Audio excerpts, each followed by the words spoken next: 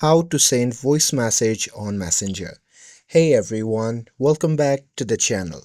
In today's video, I'll show you how you can send voice message on Messenger. So now without further ado, let's get started. So first thing first, open the Messenger app on your phone and make sure that you're logged in to your account. And now here, once you are inside the app, simply find the chat where you want to send the voice message to. And now here, once you have found the chat, simply tap on it to open the chat.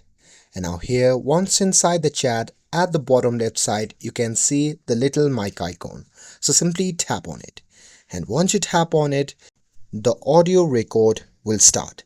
So here you can simply record the message that you want to send, and once you're done, you simply have to tap on the arrow icon shown in the bottom right corner of the screen.